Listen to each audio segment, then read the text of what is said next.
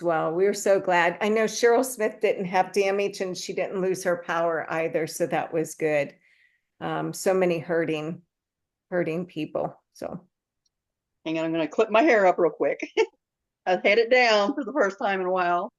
Shake my shirt, make sure I don't have any hair on me because you definitely don't want to have hairs falling in your food, even though I probably didn't have any, but still have it, right? well, your family just has to go. They came from here, guys. That's a good tip though. Make sure you have no hairs on you. Shake it off before you go do a demo. Okay, so you know, I the whole time tonight I kept saying, "Me too, me too." Oh, I was going to say that. Yeah, me too. I agree. I agree. I mean, all of you hit spots that I was going to talk about tonight, and so I don't have to talk so much, which I'm sure a lot of you are happy about. But tonight I'm going to do an apple cake. You know, we've hit on apple and caramel or caramel, pecans. We did apples already and pumpkin, and I'm going to go right back to apples. But I'm glad that they did some of the things they did because I changed mine up a little bit this time. I'm going with fresh apples instead of canned. So I think the last time I demoed this, I did the pie filling. So that's a great thing. Like they use the box cake. You can absolutely do that with this, but I'm going to make it from scratch. Um, and versatility left and right with all of these recipes we did tonight too. And it goes for this one as well.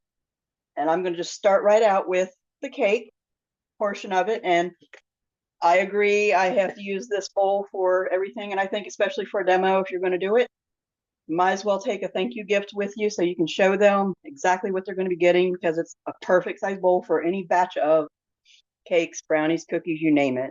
So great for everything. So I'm going to start with my wet ingredients, and it calls for 2/3 cup of milk. Here, 1 egg, and a teaspoon of oil. And I have a half out here with my teaspoons over here, but I'll do 2 there. That's just 1 teaspoon now. Put that back here out of the way. And so that is my wet ingredients. Give it a little whisk, just kind of incorporate them and break that egg up. And using my whisk. And another thing, like Gail was saying, you know, use the whip mix or the supersonic. I use that whip mix a lot, but I chose to go by hand tonight because I wanted to show you that it's very easy for those who don't have the whip mix yet. You grab that whisk, take it with you to the party or wherever you're demoing. That's mixed up. And then now I'm going to put 2/3 cup of flour in. And if you wanted to use a cake flour, you absolutely could do that. I'm just using a AP flour aside. And then we have 2 teaspoons of baking powder.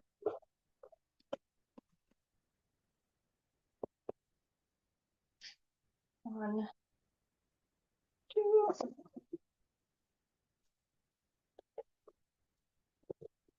It really does go together really quickly. So you're going to have a lot of time to eat and enjoy the rest of the party if you're doing this at a party. And then let's see, that is all the dry ingredients for the cake. I mean, that's the cake, literally. And I like to liken this to a pancake batter. It really does seem to pick up the texture as it's wet, and then even after you bake it or cook it in the microwave, like I'm going to be doing, it kind of comes out the same way. It's just got that nice, light, fluffy. It's not real heavy or weighty, and it mixes together really fast too. So for me, that's a big plus. It's not a huge amount of cake, so it's not like a full. If you were using a cake mix, it's like having almost a half a cake mix. So there it is there, ready to go. Set that aside. Like I said, easy peasy cake. And I'm going to be using the Micro Pro Grill tonight to make this. And I'm grabbing this first because I wanted to point out I've mentioned it kind of before, but I love to bring it up that if you look at one side of it's kind of like I call it the front. I guess it depends on which way you're looking at it. But there's like a little arrow on the rim. And I know that you can't always see it, but I'm hoping maybe you'll catch it right there. There's an arrow. And then on the cover, there are actually two images. Let me see if I can get that to show. One on one side with an arrow, and one on like the front with an arrow. And one is for grill mode. The one in front here is if you look at it with really good glasses or a magnifying glass, you'll see that it looks like images drop down in there. That's the grill mode. And this one is for the casserole setting. Tonight we're going to use this casserole setting. So this arrow here, you want to place it on where this arrow is in front, and that's going to automatically give you your cover sitting on top. So just in case you were wondering, if somebody were to ask you which mode is what or how you figure it out. Okay, and I need to do some apples. I didn't do these ahead of time either because I wanted to show you just how quick and easy our products make it. I only need a couple for this. As I said, I could have used a can, but I chose to do it this way. But one little tip I wanted to give you, because not everyone has our apple core. I have one, but I thought for those who don't have one, because they don't come around all the time, if you see one, you ought to grab it. But if you're at a party and you just need something quick to be able to get that core out of there, I recommend cutting your apple in half first, and then just take a metal spoon and stick it in here until it goes in there, and then just kind of run it around that core in the middle. And you really do waste a lot less apple by doing that. Because if you take a knife and try to cut all that out, you're really going to lose a lot of your apple to it. And if you do this, you can literally go right around that. It just went on the floor. You can go right around that piece, though. And so there you go. Don't drop it on the floor, though. And I already have one here done. Oh, it's starting to get that color. I better hurry, right? And then just run it around the other one. I'll do it over the bowl this time. But that's just a quick way to get that core out.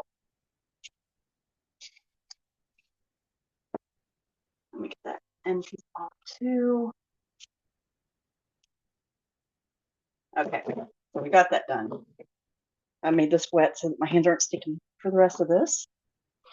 Okay, and then next thing you want to do is, in that same bowl, have a bowl ready for sure.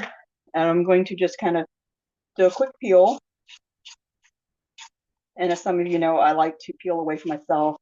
I go both ways, but I prefer away from me. I just feel more comfortable that way. And it moves so easily across anything you're peeling both ways. I just flipped it over, whether you're using that side of the blade or this. I just wanted to show you how it just goes over it so quick. I mean, you can go slower, obviously, but I just wanted to show you just how quick you could go. Okay. There. And I'm not so worried about the fact that started to get that brown color that it can get, because I'm just going to put it right in here and it's going to turn brown from the brown sugar anyways. So it's no big deal. And you could be doing this, obviously, at the party while you're showing it. You know, Tabitha, if somebody doesn't have one of our peelers, the nice thing that you can kind of see from our angle is how thin of a peeler that this takes off. It doesn't waste your apple. And that's what I've noticed. You can see the color of the skin through it. Yeah. I save it all for my little bunnies. So you guys, you can feed, I know Cheryl and I feed coyotes and bunnies and all kinds of stuff because they have to eat too, is what we say. But so they don't get very much from our apple core or apple peeler. The nice thing is, though, a lot of vegetables have the vitamins right there at that surface, you know, and so you're not getting rid of all of that. So That's one of my favorite things is I'm not wasting food too, peeling with these. I remember I was actually on a video chat with my sister once as I don't remember what I was making now, but I was peeling something and she's like, "Is that your peeler?" And I was like, "Yeah." And she's, "Oh my God, I love mine so much." So that made me feel good. I love to hear when people love products that I love. So I'm kind of getting it all over the counter here, but that's okay. I'm going to stick with just that for now. 1.5 apples are good size apples, so that might be enough, I think. Because I have something special in store. Because you guys know me, I'm all about versatility, changing it up. So I'm going to do that. Put this up here out of the way. So first, well, I need this up here though, don't I? Oops, getting ahead of myself. First thing we're going to do, I could totally use the chopper to do this. You could use the mandolin if you want to make them fancy looking. But since it's such a small dessert, I'm just going on by hand. And I'm just going to use one of our knives to cut them into slices. You could slice them, dice them, however you want. Thick, thin, doesn't matter. Going kind of in between thick and thin. I like to have just that little bit of a bite to it still as you bite into it. I don't necessarily want them to be applesauce when they're done. Set them over there for just a second. And if you wanted to have your apples done ahead of time, you do that. Just make sure that you have them like in a bowl filled with water with some lemon in it, because it's going to kind of keep them from browning on you.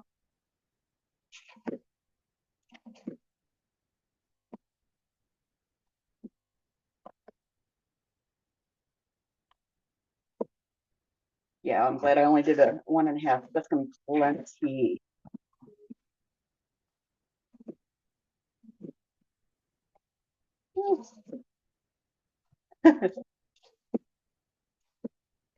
Okay, like side. And so on this step here, you can just throw them in there however you want, or you can just kind of lay them in like a pattern across. You don't have to get too fancy, but you absolutely can. If I wasn't doing this on in press for time, I would probably do like a little circle pattern, or yeah. Sidell, you know what I mean. If given the time, you're going to go all in, right? With being super cute and looking fancy and whatnot. So, extra apples. Okay, so we have our apples in there in a nice layer. You don't have to do it like that, as I said. And we're going to put in brown sugar, which I need to make some more homemade brown sugar. This is store-bought, unfortunately. I had this in this container tucked aside because I've been using my homemade brown sugar. Tastes a lot better to me. And so for this, we need 1/4 cup of brown sugar. And get packed in there. Put it on top. Now I could do this in a bowl, but you don't have to. You really don't, because it just kind of is going to melt in there anyways as you go, as this goes. And last but not least, we have cinnamon. Where's my teaspoon? Oh, I had it out here, you guys. My teaspoon. Okay, so it calls for half teaspoon of cinnamon, but that's okay. I'm actually going to use cinnamon sugar anyways. So let me just from the side. I make my own cinnamon sugar, but the pumpkin spice, you could actually put that on here too. That would be really good. So I'm just going to put cinnamon, and then my spatula, I'm just going to kind of crunch it together. And as I said, it's going to mix anyways as it starts to cook, because it's going to get all liquidy and bubbly and gooey, just like pineapple upside down cake. Spread it on here. But here is why I said I didn't want to quite use any more apple than that. And my twist, because just like they said, you can use any fruit in this, peaches or anything else. You could put pecans in here, but I wanted to add some blueberries because for some reason I think that adding that little extra color just is going to make it feel so much more festive, and it's going to look really pretty too. And who doesn't love blueberries? They're good for you. So put that aside. Make sure I have them distributed evenly around so everybody has a couple blueberries in it. Okay, so there is that so far. Pecans would have been really cute, but we didn't have any. And so now all I have to do is put this cake batter over it. And you could have totally used the silicone ring in here too and just divvied it up into like 2 or 3 cakes. Then they would be perfectly round and look really cute served on a little like vintage platter or tray or something. Have tea.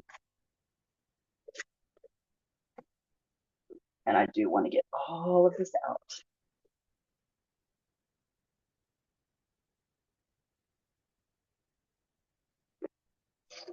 Okay. And then just kind of spread it around a bit.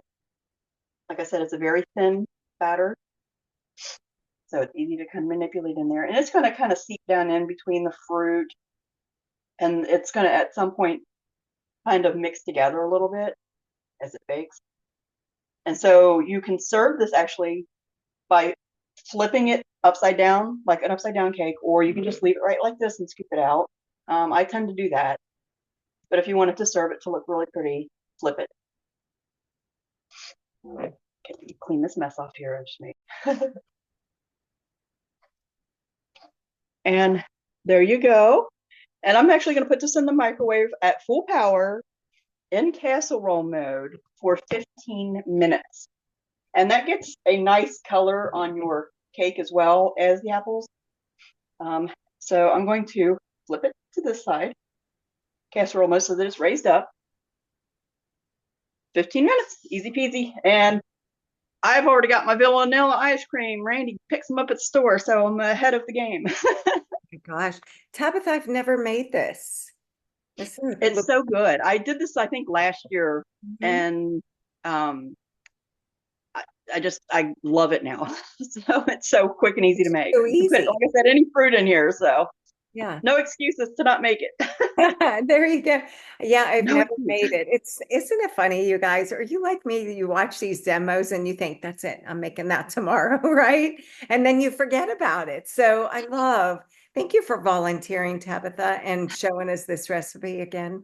So one of the reasons I picked this originally is because I've made a lot of the other different recipes, the crumbles and just so many things, and I tried to find something that was a little different. So that's why I went with this. So yeah. I want to know.